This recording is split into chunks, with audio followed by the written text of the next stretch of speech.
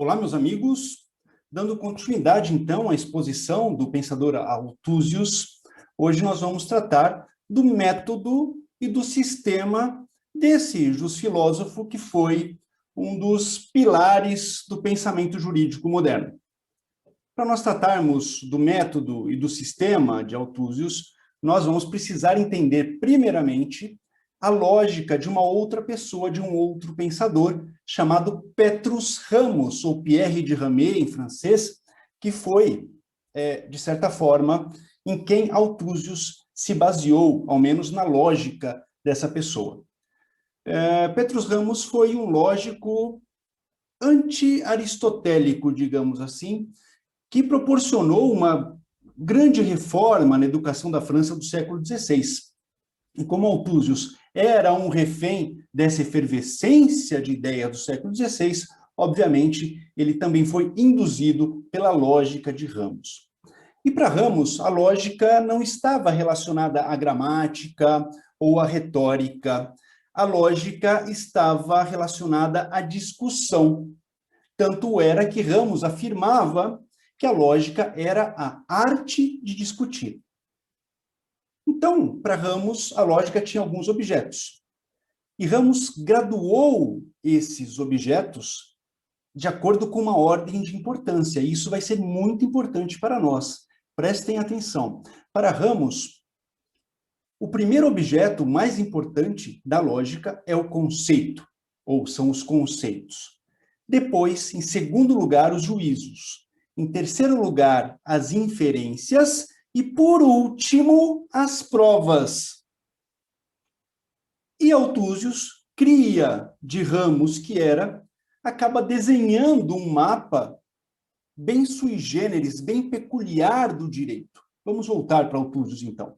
Ele acreditava que, a partir da lógica de Petrus Ramus, ou Pierre de Ramée, seria possível ele aplicar um método ao direito. Esse método seria de que forma? Ele partiria do geral rumo ao específico, do geral para o específico. Então, é uma dedução. Ele subdivide o direito em diversas espécies, cada vez menos abrangentes. Parte de um direito geral, vai especificando, até chegar em uma coisa que não é espécie, sim algo que ele chamava de membra, ou parte, ou um membro. Né? Os membra, ou os indivíduos, são, de fato, os elementos que constituem todo o sistema jurídico. E esse é o método de Althusius, ele sistematiza o direito. Mas como não é possível a gente subdividir o direito para todos os lados de uma só vez, acaba que os ramos menos importantes do direito simplesmente são descartados por Althusius. Por um exemplo, não entra no esquema de direito dele aqueles agrupamentos simbióticos, como vimos na última aula, aqueles agrupamentos simbióticos privados, que hoje seriam como se fossem associações. Bem, a construção do direito de Althusius se assemelha a uma árvore, né, com subdivisões de vários ramos. Eu vou tentar mostrar para vocês uma parte aqui. Deixe-me colocar na tela para vós. Aqui. Né? Então, aqui tem a dicaiológica partes e existe a subdivisão. Temos aqui a primeira subdivisão negócio, ou factum, e o ius. Como está cortado aqui, porque tinha coisa escrita tal, eu não quis colocar para vocês, né? Porque eu gosto de rabiscar bastante as minhas obras. E esse ius, ele se subdivide em vários subramos. É realmente uma árvore genealógica de todos os conceitos do direito, tá?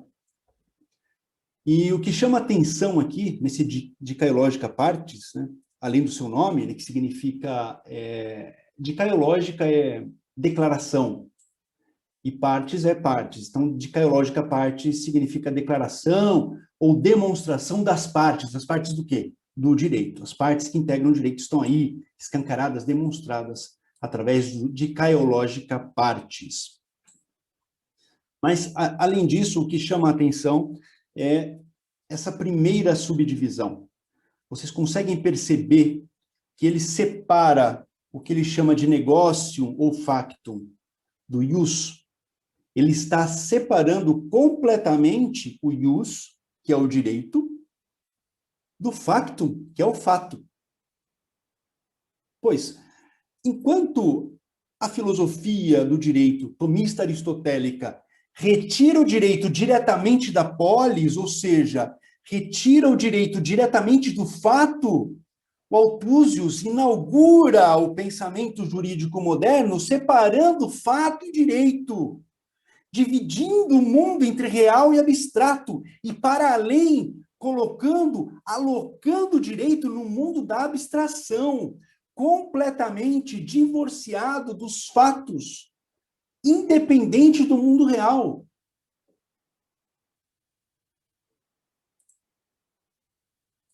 Pronto, espero que tenha voltado aqui. Okay. Vocês se lembram quando eu disse que Althusius se baseou na lógica de Ramos? Acabei de dizer. E como foi que o Ramos graduou os objetos de estudo da lógica? Nós vimos primeiro os conceitos, depois os juízos, depois as inferências e, por último, as provas. Então, o que acontece? O mundo real tem o seu grau de importância relocado para o último lugar. Primeiro vem os conceitos, depois os juízos. Só depois as inferências que tocam um pouquinho, como nós vamos ver, a realidade, e por último as provas, que são do mundo real, do mundo fático, do mundo fenomênico. Então, Althusius separou aquilo que a filosofia aristotélica unia. Ele separou o direito do fato. Como vimos em Ramos também, se for necessário voltar o olhar para o mundo real, o método que deve ser utilizado, qual que é? É o da inferência. Ou seja, o método dedutivo, o método que parte do geral, do mundo das ideias de Platão, para o mundo físico, o mundo fenomênico. Não se retira mais o direito do caso concreto, mas se aplica o direito ao caso concreto. Isso implica afirmar, então, que o direito independe do caso em si. Ele é exógeno, externo, extrínseco ao fato a que ele é aplicado posteriormente. E nada, meus caros, nada se distancia mais do conceito de norma do que essa inferência dedutiva. Porque norma vem do grego nomoi, que significa literalmente muros. Por que este nome? As polis, antigamente, eram muradas. E o que acontecia dentro da polis, ou seja, dentro dos limites dos nomoi, ou muros, era resolvido ali, no caso a caso. E essa é a ideia de norma jurídica. Algo que acontece internamente, algo que acontece intrinsecamente, algo que é retirado do caso concreto, e não de um axioma que já existe, de algo independente do mundo fático, e que somente é aplicado ao caso concreto. Então, o Althusius, ele dá, obviamente, um grande valor à lei. Ele alça a lei, as regras escritas, ao patamar de fonte exclusiva do direito. E nós já vimos isso, inclusive, no vídeo anterior, não é? Esse entendimento de que a lei é de suma importância vai perdurar de Althusius até o final da Segunda Guerra Mundial. E depois da Segunda Guerra Mundial, como nós já sabemos, surgem algumas correntes pós-positivistas que tentam superar esse positivismo que se arvorou desde Althusius até Augusto Comte, tomou toda a Europa Ocidental no pré-guerra, pré-Segunda Guerra Mundial. Mas acontece que a superação dessa ideia positivista se nega a voltar à essência do direito clássico, ao direito tomista aristotélico. E quando os juristas se negam a retroceder para aquilo que de fato é o direito, eles só acabam mudando o problema de lugar. O que nós temos hoje, por exemplo? Nós temos juízes que superam as leis, sim, mas eles superam as leis rejeitando ainda os fatos naturais, os fatos que ocorreram, o mundo real. Eu tenho alguns casos gritantes, né, em que o juiz simplesmente descarta o que de fato aconteceu. Eu gostaria de citar um exemplo aqui. O BAEP daqui de Sorocaba, o BAEP é um batalhão da Polícia Militar, um batalhão especial de policiamento da Polícia Militar do Estado de São Paulo. E o BAEP apreendeu, certa feita, no começo deste ano aqui, janeiro de 2021, uma grande porção de drogas com 3 pessoas. 2 dessas pessoas contrataram os serviços do escritório, ao qual eu faço parte, e o que chamou bastante atenção foi, logo que eu atendi um dos indivíduos, e o outro advogado do escritório atendeu o outro indivíduo, ambos disseram a mesma coisa, a mesma história, mesmo estando separados. Um não ouviu o outro e ambos disseram a mesma coisa. O que eles disseram? Que os policiais militares abordaram eles, levaram eles para diversas localidades da cidade, invadiram 3 residências, saíram das residências com caixa, sacola, e em uma das residências saíram até com uma mala preta, pesada, segundo eles. E ainda, segundo eles, nesses compartimentos é que estavam todas as drogas que foram apresentadas na delegacia, não estavam com eles ali que foram pegos, né? Mas apresentaram como se estivesse com eles. Bom, nós realizamos uma investigação criminal defensiva, como é a nossa praxe, e o fizemos com verdadeira qualidade. E conseguimos juntar aos autos algumas comprovações. Através do aparelho celular de um dos indivíduos que foram presos, nós conseguimos mostrar que a polícia militar realmente foi naqueles lugares que eles falaram que eles tinham ido. Além disso, nós conseguimos, a partir disso, 3 imagens de câmeras que mostravam um comboio de 4 viaturas do BAEP, seguidas pelo automóvel de um dos presos, que foi apreendido pela polícia no momento da ocorrência. Como se não fosse bastante ainda essas imagens, chegou para a família do proprietário, depois de um tempo, proprietário do veículo, uma multa de excesso de velocidade, na data dos fatos, quando o carro já estava apreendido, num local próximo àquele que os policiais levaram os indivíduos. Bom, estávamos com a faca e o queijo na mão, tínhamos as provas de que, de fato, aconteceu aquele movimento.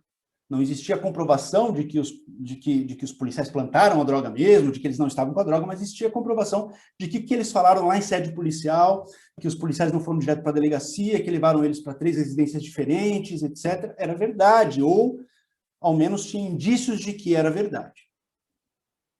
Então, na audiência, os policiais foram questionados se eles haviam se dirigido diretamente para a delegacia de polícia com os presos. E eles afirmaram que sim. Além disso, um dos policiais afirmou que não conhecia nenhum dos réus. E o outro policial, colega dele, colega de barca, como eles falam, colega de viatura, que trabalhava com ele há anos já, afirmou categoricamente que a guarnição conhecia um deles e conhecia muito bem, sim. E afirmou, depois, porque foi questionado, mas o fulano de tal, o seu colega, ele conhece aquele indivíduo? Sim, ele conhece há muito tempo já. Há quanto tempo você trabalha com esse policial? Há uns 8 anos. Então, a gente conhece muito bem aquele indivíduo.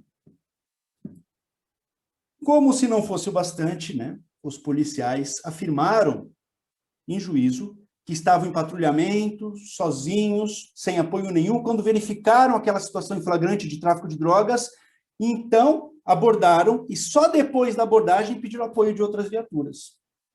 Pois nós conseguimos um vídeo do momento da abordagem que mostra nitidamente duas viaturas descendo rapidamente em bote certeiro rumo àquele lugar predefinido já. E no fundo dá para perceber outras 2 viaturas fechando a rua. Eu expliquei tudo isso, meus caros, para chegar até a sentença da juíza. A sentença foi condenatória. E segundo ela, que descartou completamente os vídeos que nós juntamos, simplesmente não deu explicação nenhuma. Condenou falando o seguinte, que as palavras dos policiais foram uníssonas e firmes, coerentes com a realidade, ao passo que os réus, em audiência, se contradisseram, apresentaram uma história construída, nitidamente construída, simplesmente construída para sua defesa. Eu, obviamente, não fiquei contente e questionei a juíza em embargo de declaração, exigindo que ela, então, informasse quais foram as contradições dos réus. E que ela explicasse, então, como que não não ocorreu a contradição dos policiais, sendo que eles se contradisseram. Adivinhem? A resposta foi clara. Basta olhar os autos. Ou seja, ela não deu a resposta. E por que ela não deu a resposta? Ela não deu a resposta porque não existe resposta. Ela não deu resposta porque ela não está julgando conforme os fatos. Ela está julgando conforme a sua vontade, conforme o seu próprio juízo, completamente dissociada do que de fato aconteceu. Pouco importam os vídeos, pouco importa o aparelho celular comprovando o caminho feito pelos policiais militares. Pouco importa as palavras dos policiais que foram contrárias às provas dos autos. Por que pouco importa? Porque o direito está separado do fato. O direito não depende da realidade. Vocês se lembram da ordem lógica de Petrus Ramos? Primeiro os conceitos, depois os juízos. E aqui está a decisão da magistrada, a malfadada decisão da magistrada. As provas, meus caros, os vídeos, tudo, que deveriam ser a coisa mais importante para se extrair do direito, isso figura em último lugar de importância para o pensamento jurídico moderno. Depois, meus estimados, algumas pessoas afirmam que eu sou extremista, que eu sou exagerado ao afirmar que o pensamento jurídico moderno pode estar em qualquer lugar, menos ao lado da justiça. Algumas pessoas falam que eu deveria me calar ao afirmar que o poder judiciário não é sinônimo de justiça, muitas vezes é o seu antônimo, e neste caso foi o seu antônimo, não houve justiça neste caso. Bom, eu espero que vocês tenham conseguido enxergar a raiz histórica ou as raízes históricas dessa distopia jurídica da qual nós somos reféns hoje em dia. Tá? Fico por aqui. Essa foi a grande importância, a grande contribuição de Altúzios para a nossa distopia jurídica de hoje em dia. Muito obrigado pela atenção e até as próximas vezes.